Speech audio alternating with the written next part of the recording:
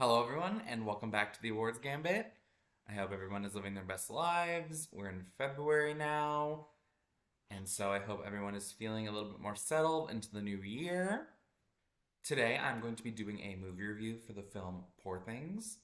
Poor Things is the latest film directed by Yorgos Lanthimos, and it stars Emma Stone as Bella Baxter, a woman living in Victorian London who dies and is brought back to life by Dr. Godwin Baxter via a brain transplant from an infant. So the story follows Bella as she learns to navigate her life as a baby living in a woman's body. I had a great time seeing this movie. It was a wonderful and weird journey all the way through, and I've been looking forward to sharing my thoughts with you all. First off, this movie had an absolutely exceptional cast of characters, leading, of course, by the one and only Emma Stone. I cannot emphasize how amazing Emma Stone was in this movie. She completely brought the character of Bella Baxter to life. She totally made it her own. She did not miss a beat throughout the entire film. The way that she encapsulates the idea of a infant child attempting to live inside of a adult human's body is absolutely insane, but she does so well in it. And wow, she is such a terrific actress. She was the movie. She was in almost every scene. Incredible performance. She got a well-deserved Oscar nomination for this performance. Starring alongside Emma Stone was an incredible supporting performance from Willem Dafoe. He played the scientist that brought her back to life, also sort of a father figure for her. His name is Dr. Godwin Baxter, and he gives her the name Bella Baxter, sort of like their father and daughter, which was really nice to see those moments between them on screen. They had amazing chemistry throughout the whole film. Another supporting performance is Mark Ruffalo as Duncan Meaderhorn. Mark Ruffalo was so funny in this film. He had so many great one-liners. His character was a little bit evil, a little bit dark. It was really great to see him playing a bad guy for a change. I feel like he's normally playing a nicer character, and he was so good in this role. He was dark, but also hilarious, and his scenes with Emma Stone were so iconic, so hilarious. He played a really great role in that film as the character you're supposed to dislike, but you also laugh at. So that was really cool.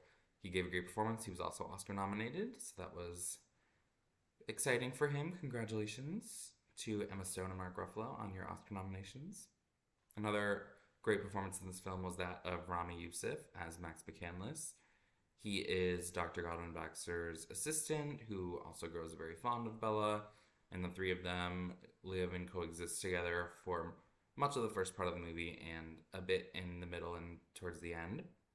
So those were really great scenes with the three of them together. Great triangulation of characters there. Max was very sweet, very kind, such a gentleman. So it was really warm and refreshing to see him on screen, and especially his scenes with Emma Stone. So that was cool. Another supporting performance was from Kathryn Hunter. She played Swiney. I did not know this actress, Kathryn Hunter. I had heard her name from when she was in The Tragedy of Macbeth a few years ago with Frances McDormand and Denzel Washington. But she was in the Harry Potter films. She played Arabella Figg in Harry Potter and the Order of the Phoenix. I recognized her voice right away, so it was really cool to make that connection.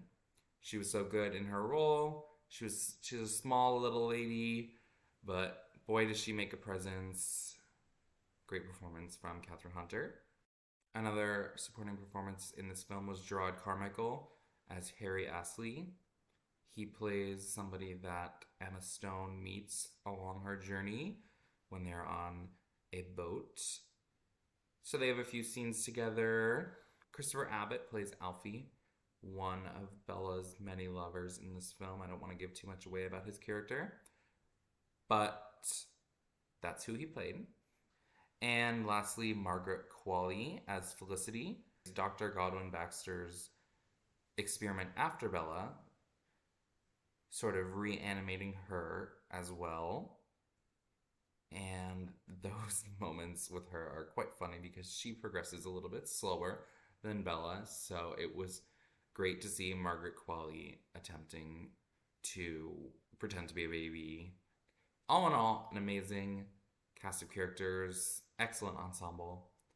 Another amazing part about this film was the technical aspects and the visuals that comprise the film. The cinematography, excellent, absolutely beautiful shots. Yorgos Lanthimos always has such amazing visuals. Some of it was in black and white in the beginning, beautiful black and white sequences, and most of it was in color, so that was cool to go back and forth. The colors were excellent when it was in color. Really flashy colors, strange colors. It's like you wouldn't think these colors would go together, but it works for the overall vibe of the film. The production design was absolutely insane. I think it was sort of a dystopian Victorian London because obviously the science, there was like objects flying around, like very dystopian aspects to it, so it was a little like fantastical. But that made for an excellent production design, very detailed, very intricate. You can tell that they put a lot of work into putting those sets together. So that was awesome. Costume designs, oh my god. Wow. The dresses that Emma Stone wore in this movie. Wow.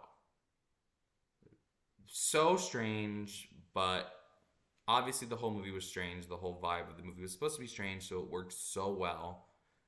Really, really well done costumes.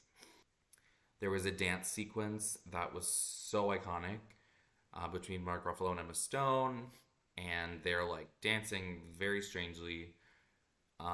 It's in the middle of the film, and I'm sure maybe you've seen clips, but if you haven't yet, maybe try and look that one up or go see the movie because that was an iconic dance scene. And the movie was really funny as a whole. I didn't feel like it was like laugh out loud funny, but it was like bizarre humor that worked really well. Like really subtle, strange jokes.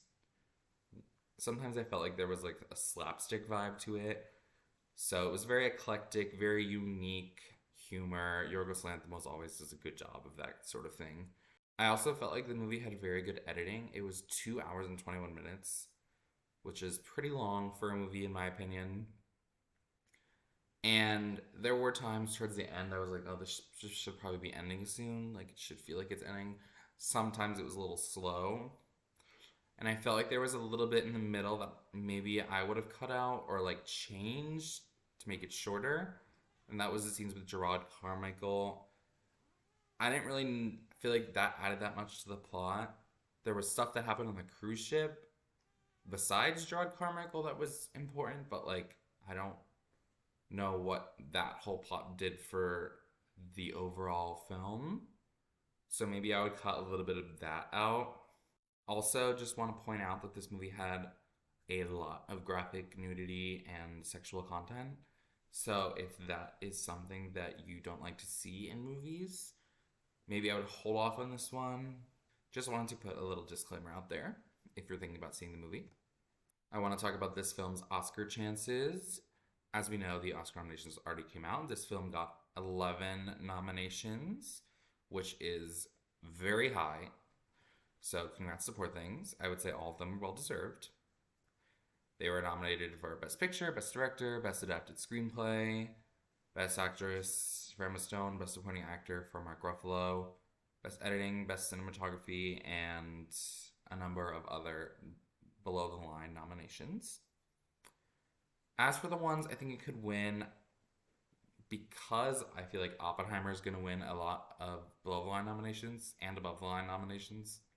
I don't think that Poor Things has a very good chance of winning that many, but there are a few that I think it can win. One of them, especially Best Actress for Emma Stone. I think she's in the number one spot right now. She has been for a lot of this season. She won the Golden Globe for comedy. She won the Critics' Choice Award, so she could sweep if she wins SAG and BAFTA. I think that there's definitely still a race for Best Actress because Lily Gladstone has a very strong narrative and she gave a very strong performance. I also think Sandra Hüller still has a chance of winning if she wins BAFTA. I still haven't seen Anatomy of a Fall yet, so I can't speak on the performance, but I know that that performance in that film has gotten a lot of hype, so I'm so excited to see it. But I think there's definitely a race in Best Actress, and Emma Stone has a very good shot at winning. I think this movie has a very small chance of winning Best Adapted Screenplay. That's a pretty crowded category, and I would say right now it's maybe in third or fourth. But it's a very fluid category. There isn't a front runner right now. It's a close race, I would say, between the top few. So maybe if that screenplay wins BAFTA for adapted, then it could definitely be in the conversation to win for Best Adapted Screenplay at the Oscars. We'll see what happens at BAFTA. Could be an interesting race. I would love to see that movie win Best Adapted Screenplay because it's such a funny movie. I also think this movie has an excellent chance of winning Best Production Design. I think it's between this movie and Barbie, which also has incredible production design. I think Barbie has the edge right now, but I would not be surprised if Poor Things maybe won the BAFTA, maybe won some Guild Awards, and then that started to gain momentum and, could end up winning at the Oscars. I think it would be an extremely well-deserved win because, like I said about the production design, so good, amazing. And the last category I think it could win in is Best Costume Design. Same thing between this movie and Barbie. Amazing costumes. Both would be deserved winners. They're both very different. Such good costume designs. I can't emphasize it enough. I would like to give this film an overall rating. I would give this movie a 9.2 out of 10. I had to watch it twice to fully appreciate it. First time I went to see it, I just was a little distracted. I couldn't get into it as much, but then when I saw it the second time, I was completely enthralled the whole time. I was invested the entire time. I loved every minute of it. It was such a beautiful journey and a beautiful story of Bella Baxter. I think she's such an amazing character and she's really inspiring. It's amazing to see her find her freedom. And yeah, all in all, movie was amazing. It was such an astonishing piece of art. And if you're thinking about going to see it, I highly, highly recommend it. Definitely go see it as soon as possible. I want to thank you all so much for watching. As always, don't forget to like, comment, subscribe. Follow me on Instagram at The Awards Gambit. Stay tuned for more videos. Hopefully some more movie reviews. Definitely check out my shorts. I hope you all have a great weekend. And I will see you next time on The Awards Gambit.